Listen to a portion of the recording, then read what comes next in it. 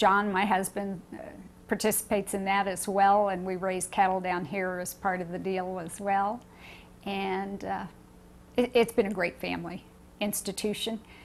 My dad and grandfather showed cattle all over the country, all through the 50s and 60s, and my mom helped with all of those things. So it's always been a family business, and a real interesting, different look at life as well. So completely different than the real estate business in a lot of ways. Although marketing and sales are the same in cattle as they are in houses. So it all adds up to be about the same, I guess.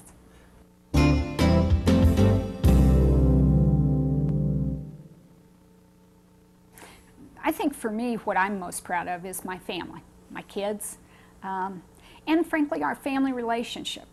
This is a family-owned and operated business, both Mathers Realty with my partner Van, who's part family also, and Leveldale Farms, which is my brother and I, and originally family members going back to the 1800s.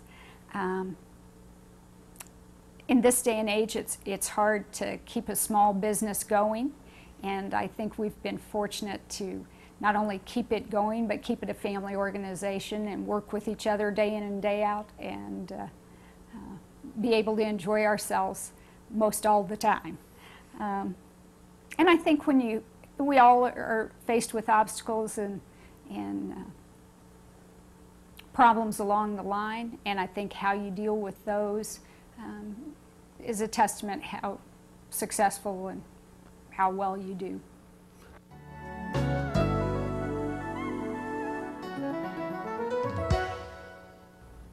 Part of the regent's job is you're appointed by the governor, and then you are confirmed by the Senate. And I was up there for the Rules Committee. Senator Mary Kay Papin sponsored me, and she went with me and was kind enough to say nice things about me to the Rules Committee. And I knew a few of the people on the committee, but I was kind of hesitant because I wasn't sure exactly what sort of questions they would be asking me. I tried to read up a little bit more on things, and having been involved in the university, I felt I at least had a pretty good working knowledge of things. But Cynthia Nava was on the committee, and she's a friend, and her daughter and my daughter went to high school together. And she said, well, I think, Laura, you're very well qualified to serve on the Board of Regents, but what most of the committee doesn't know is that you're really most famous for your bean dip. And she went on to say how the kids always came over to the house and ate bean dip and had fun over here. And I was somewhat puzzled at this comment, but we went over to Don Kidd, who is obviously a senator from over in Carlsbad, and Don said, well, you know, I've had that bean dip, and it's really quite good.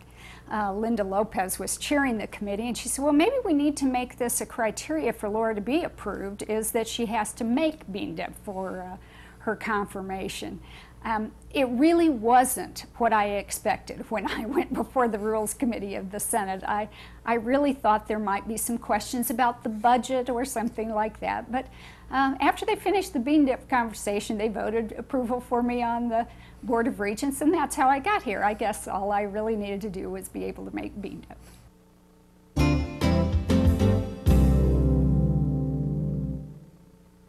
Well, I guess I think you should be involved in your community.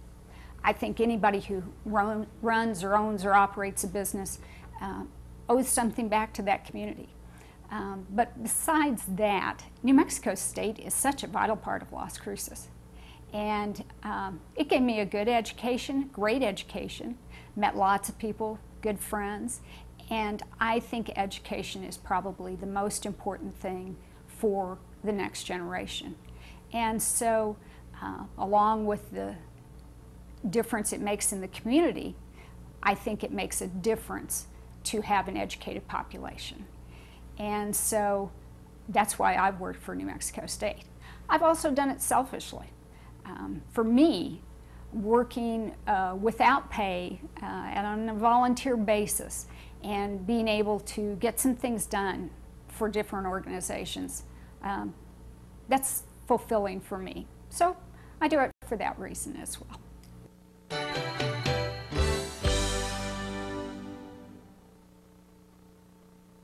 Well, I think one of the biggest skills you need to acquire in business is to be able to communicate. That probably will give you an edge up on most anything you do. Obviously, honesty and integrity are not something you can learn in business school, but somewhere in your life you need to learn them. Also, I think for students, they need to keep an open mind. There's so much out there. And you need to keep learning because things change so rapidly. And if you get caught in the, well, this is the way we've always done it, then you'll be left behind.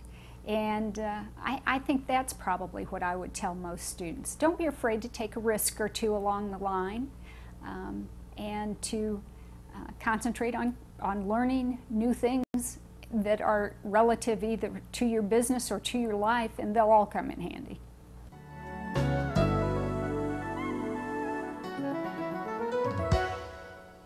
I think the future for New Mexico State is extremely bright. I think we're poised to really be an excellent institution. We have incredible students, great faculty population. NMSU, if anything, probably the only thing kind of holding us back right now is that we haven't told everybody what a great school it is. We have an unusual school here in that we've only graduated, as of December, 100,000 students. Given that we started in the 1800s, that's not a lot of graduates. But we have numerous graduates who have been extremely successful. And I think it's time to tell our tale of how good New Mexico State really is. And I think with President Martin on board, we'll be doing that far and wide.